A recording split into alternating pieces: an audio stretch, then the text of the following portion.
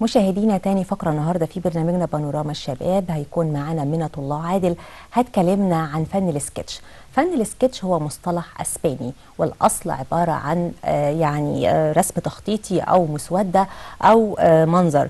طبعا المنظر ده لو نفذناه بالقلم على الورقة هو بياخد شكل درامي، اذا هو مصطلح درامي بيشير الى مشهد قصير او مسرحية.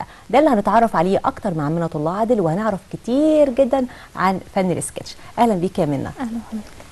يعني فن السكتش بقى، والحقيقه شايفين ليك رسومات انت وزمايلك حاجات كتيره جدا. عرفينا اكتر يعني ايه فن السكتش، وانتوا بتستخدموه ازاي، وايه الحاجات اللي انتوا طبعا بتمارسوها داخل هذا الفن. انا وفريق من اصحابي بنتجمع بنشوف اكتر سكتش ممكن نقدر ندي فيه، وبنكتبه بقى كسكريبت، بنفضل نسمعه ونكتبه بالثواني وكل كلام بيتقال. وكل واحد بياخد دوره وينفذه زي ما هو، ممكن بيحط مثلا طريقته وادائه. يعني انتوا فريق مع بعض؟ بنعمل ده يعني بنمثله بقى، بس احنا مش هممنا التمثيل قوي، احنا هممنا ان احنا ازاي نتكلم، اداء الصوت بتاعنا امتى يعلى، امتى يوطى، امتى نقول الطريقه دي، امتى نعمل الاداء ده اللي بنهتم بيه. يعني هو برضو بيعتمد على التدريب اكتر منه ممارسه. طيب اتدربتوا عليه وقت قد ايه؟ احنا خدنا يعني اتجمعنا قبليها بمرتين تقريبا. اول مره كل واحد عرف دوره وهيقول ايه، طبعا اتدرب في البيت وكده. تاني مره بقى جينا واللي هو بقينا نقول ده قصاد ده، وبقينا نعمل مع بعض كده. بس تالت مره بقى اللي هو خلاص عملناه بشكل كويس الحمد لله. طيب منى، قولي لي، في حد في الكليه مثلا من الاساتذه بيساعدكم على انكم تمارسوا الحاجات دي عملي، ولا انتوا مع نفسكم كده، يعني مثلا مكونين فريق مع بعض وبتحاولوا انكم مثلا تمارسوها مع نفسكم، ولا مين اللي بيدربكم عليها؟ لا، في طبعا دكتور حسن الزواوي. ده اول دكتور يخلينا نشتغل في المجال ده، احنا ما كناش نعرفه اصلا. انا في فرقه ثالثه، واول سنتين كنا خدناها نظري بس، كلام زي ما عارفين ان هو كلام بيروح يتقاله بس. السنه دي الحمد لله دكتور حسن كان عندنا، علمنا ازاي بقى ان احنا نشوف الطريقه، ان احنا نقول الاداء بتاعنا ازاي. لو هنشتغل عملي شويه بلاش النظري ده. هو اللي قال الفكره ان احنا نشوف سكتشات ونعملها، احنا بقى اللي بقينا ندور نعمل ايه وطريقه وكده. طيب انتوا حابين المجال يا منى، وحابه انك انت مثلا لما تتخرجي انت وزمايلك وفريق العمل اللي معاكي طبعا داخل المجموعه، حابين لما تتخرجوا تمارسوا ده على ارض الواقع، ولا هي هوايه كده ودراسه احنا بنعملها وخلاص؟ هو مش هوايه ولا دراسه ولا كل حاجه، بس احنا بنتعلم من دي حاجه وبنتعلم من غيرها حاجه، يعني بنعمل كذا حاجه مش ده بس. انا الحمد لله اللي بألف او بكتب شويه يوميات حاجات كده، ان شاء الله ابقى اتكلم عليها المره الجايه ان شاء الله. فكل حاجه بنتعلم منها حاجه. يعني بالنسبه للسكتش اتعلمنا ازاي اصلا نقف قدام جمهور او قدام ناس، ما كناش نعرف ده خالص. اتعلمنا ان احنا كل واحد فينا عنده حاجه ما كانش بيعرف يطلعها. يعني انا واحده من الناس ما كنتش عارفه يعني ساعدكم على انكم تخرجوا المواهب اللي عندكم. كل واحد فينا اكتشف ان لا عنده حاجه ولازم نعملها، لازم ممكن مش بالتمثيل بس، بكذا حاجه. تمام. انتوا قولي لي بقى، انتوا كام واحد في الفريق؟ يعني عددكم قد ايه؟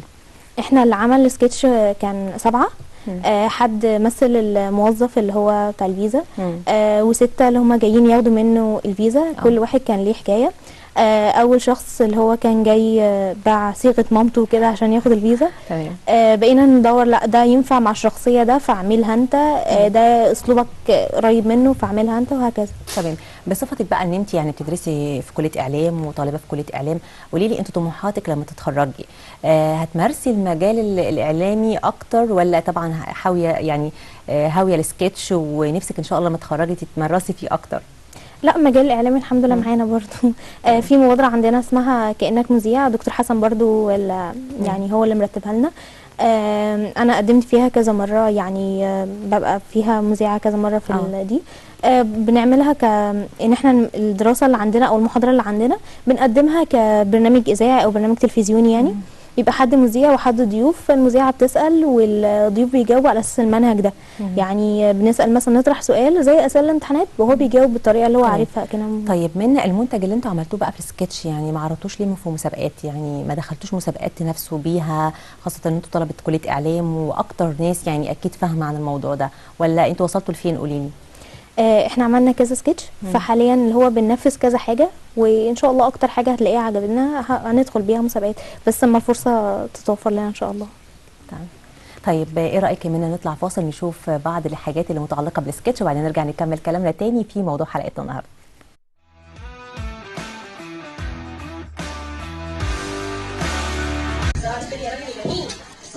حبيبي حبيبي استاذ هاني، انت عايز تاخد فيزا؟ ايه ده؟ هتدفع 20 جنيه في الباسبور؟ لا يا فندم مش قصدي، بس انا لسه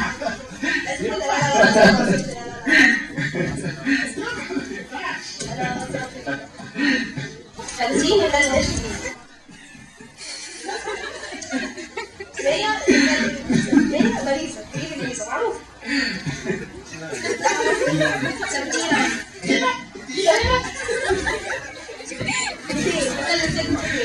لا بتستاهل نتخلي لا ايدين النكس ريجستين اللي يلا يمضي ورقك وحتى مش انا.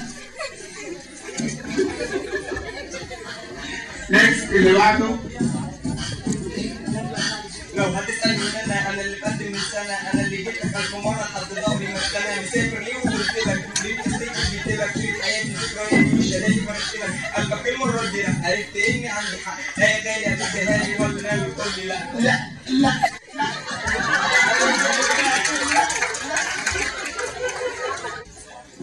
صباح الخير يا باشا. اهلا صباح الخير. انا جاي اقول عليك ان انا مش عايز الفيزا. امال جيت ليه؟ جاي اقول لك ان الفيزا اللي انت زللنا بيها تراب بلدنا اغلى منها 300,000 مره. بلدنا اولى بينا بولادنا يا سعاده الباشا. انا لسه عزيزه ومخش الفيزا. جيت ليه يا ابن الذين؟ جيت اقول لك ان الازاز اللي انت قاعد ورا ده عامل عينيك عن حقائق كتير انت مش شايفها. الناس بقى مختلفه عن اللي انت بتشوفها جوه يا باشا. ايه رايك انا هديك الفيزا؟ مبروك يا باشا. من فضلك اديني فرصه اعمل حاجه واحده كويسه في حياتي. بعد اذن معلش ما تضغطش عليا. مبروك انت خدت الفيزا. يس.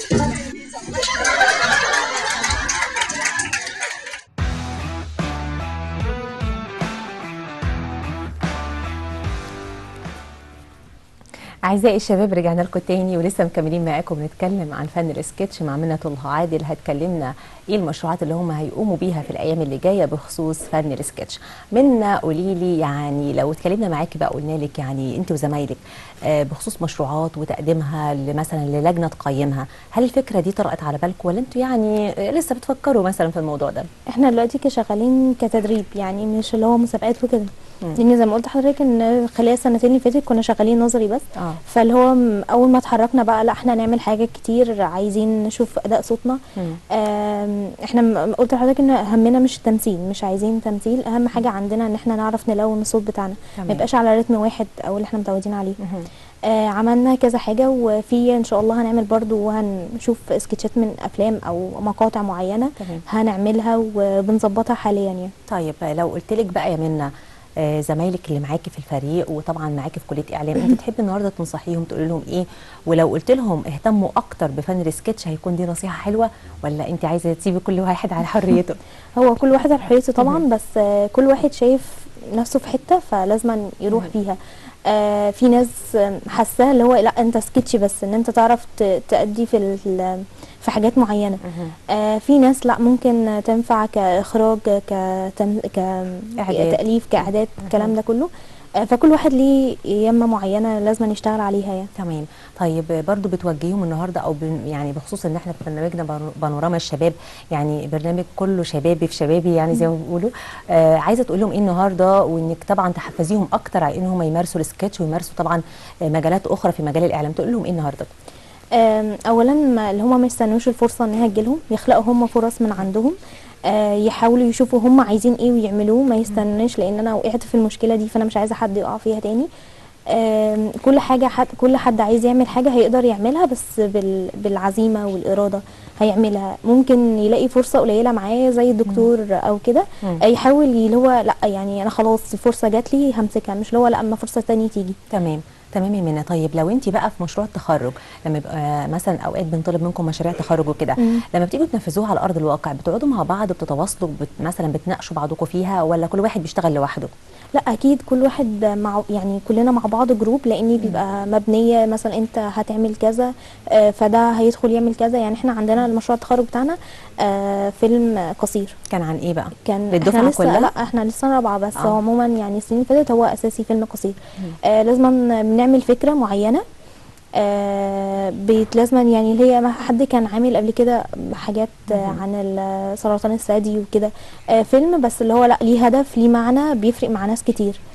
فالفيلم لازم يكون فريق فاهم ده بيعمل ايه، ده اداؤه ازاي، طب امتى اقول كذا، طب امتى اعمل كذا، صوتي يلاقي فين، الكلام ده كله. طيب المشاريع دي مثلا الكليه يعني بتاخذ بيها وبتبقى محل اهتمام، ولا مثلا هو فتره تقدير ودرجات بتاخدوها، ولا يعني انت شايفه ازاي الموضوع؟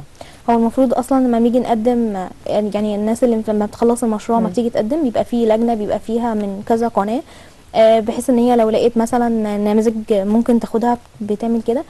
بس لغايه دلوقتي لا، انا ما شفتش في ناس بتيجي من قنوات وكل حاجه، بس ما فيش حد وصل يعني. كلهم بيبقى مجرد تقدير وخلاص. فكرتك وحابه ان مثلا تبقى في وزاره زي وزاره الثقافه، زي وزاره الشباب والرياضه، مهتمه اكتر بالابحاث المتعلقه مثلا بالطلبه او مشاريع التخرج، بحيث يكون في اهتمام اكتر من قبل الطلبه عشان تهتم وتطلع منتج في النهايه يكون منتج مفيد بالنسبه للشعب ومنتج مفيد بالنسبه لمجال الميديا عموما، ولا انت شايفه ايه؟ يا ريت، اتمنى طبعا، لان احنا في مشروع التخرج اي حد بيتعب جدا يعني. احنا ممكن نفضل ترم كامل او سنه كامله بنفكر في الفكره وننفذها، لا وما نفعتش هنا نعملها هنا، فحرام ان احنا بعد ما نعمل ده كله اللي هو مجرد درجاته بس، لا انا شايفه نفسي كويسه في ده، فانا عايزه حد يدعمني بس. تمام. انت طبعا ان شاء الله من دلوقتي بنقول لك اعلاميه، يعني كلها سنوات بسيطه وتخرجي تبقي زميله.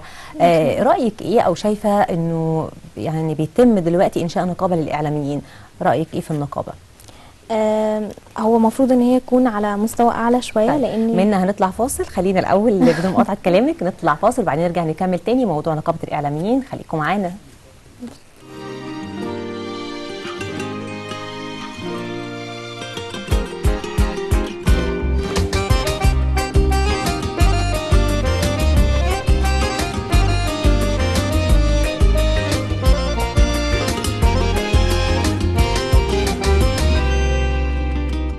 في مصر بس الضحكة واللمة الجميلة والرغيف بيكفي عيلة بابتسامة قريبة. في مصر بس هتحس دايما بالأمان، بالفطرة هتلاقي الإيمان والقلوب الطيبة. في مصر بس الضحكة واللمة الجميلة والرغيف بيكفي عيلة بابتسامة قريبة. في مصر بس هتحس دايما بالأمان، بالفطرة هتلاقي الإيمان والقلوب الطيبة. لما تلاقي عيون مليانة نص شعب نص الفاضي والناس بترحب بأمانة، يبقى انت أكيد جوا بلادي. القعدة تحلى ويا نيلها والبيوت سهرانة ليلها والضحكة فيها مسماة. في مصر بس كل حاجة في مصر غير، بكل شبر تلاقي خير، أحسن صفات متجمعة. في مصر بس القعدة تحلى ويا نيلها والبيوت سهرانة ليلها والضحكة فيها مسماة. رجعنا لكم تاني مشاهدينا من جديد، وبرحب بكم ايضا وبرحب بمنة الله عادل اللي بتكلمنا النهارده عن فن السكتش. وكنا بنسالها قبل الفاصل بنقول لها انت مع فكره انشاء نقابه للاعلاميين ولا ليك وجهه نظر تانية؟ ده اللي هنعرفه منها دلوقتي. منة ايه رايك؟ مع فكرة طبعا جدا يعني. النقابة توفر لنا حاجات كتير. يعني ما يبقى زي نقابة أي نقابة أي حد زي المعلمين أو المهندسين أو غيره، ما يبقى لينا نقابة هنحس فعلا إن احنا لينا حاجة في تمام. يعني شايفه انه لما يبقى في نقابه اكيد هيبقى فيها التزام اكتر لكل العاملين في مجال الميديا، هيبقى كل واحد عارف حدوده، كل واحد عارف امكانياته، في نفس الوقت كل واحد عارف مسؤوليته ايه وهيعملها. مش انت عايزه تقولي كده؟ طيب دلوقتي انت طالبه في كليه اعلام، انت وزمايلك، ودرستي وعرفتي يعني ايه اعلام، وعرفتي تقديم البرامج والاخراج الى اخره، يعني دراسه مهنيه وفي نفس الوقت ايضا دراسه اكاديميه، لانك اتدربتي لسه من شويه بتقولي بتدرب انا وزمايلي، وفي دكتور حسن زواوي، في كل الاساتذه بتدربنا. لما تشوفي دخلاء على مجال الاعلام، شايفه انه في ناس اساسا ما درستش اطلاقا اعلام وبتمارس مهنه الاعلام، يعني في قنوات فضائيه الى اخره، انت رايك ايه في الموضوع ده؟ شايفه ان ده يعتبر قلق بالنسبه لكم ولا موضوع جداً عادي؟ جدا جدا. يعني دلوقتي اللي بيشتغلوا اغلبهم مش خريجين اعلام. فاحنا لما نكون دارسين الاسس اللي المفروض نشتغل بيها، ايه اللي المفروض نعمله، وفي الاخر ما نشتغلش، وناس لا هي ما درستش حاجه من داخل اعلام وتشتغل، ده بالنسبه لنا حاله احباط هو جامد. طبعا الحقيقه مش ده بقوله على الجميع، لكن في ناس ممكن يكون عندها قدرات، في ناس مثلا عندها مواهب، هو مش بالضروره لازم تكون دارسه اعلام، لكن انت بقى كطالبه اعلام عايزه اكيد تشوفي ان احنا درسنا وتخرجنا، عايزين نلاقي مثلا فرصتنا في المستقبل. مع الاولويه المفروض تكون لينا، يعني هما مثلا هوايه وكل حاجه، بس ما تكون دراسه بتبقى احسن من تكون هوايه. هوايه تمام خلاص، يبقى كملي او كمل وخد الاعلام. احنا يبقى لينا حاجه مؤسسه، يعني مثلا احنا اللي يبقى لو في حاجات حكومه وهم في حاجات خاصه، يبقى لينا احنا امتيازات عنهم، ما نتساويش أكيد. بيهم او هم يعلوا عننا. أكيد. دي اللي ممكن تبقى حاله احباط بالنسبه لنا احنا، اللي هو لا انا هعلى ليه او هعمل ليه طول ما في ناس ما بتشتغلش. بس الحمد لله احنا مكملين برضو وعندنا امل ان شاء الله. ان شاء الله. طيب يا منى، انت دلوقتي بعد دراستك للاعلام وخاصه ان انت خلاص قربتي انك بقى تتخرجي، شايفه ان انت حابه قوي المجال ومش ندمانه انك دخلتي اعلام، ولا لو عاد بيك الزمن تاني هتغيري اتجاهك؟ لا خالص مش ندمانه، المجال جميل جدا جدا كمان.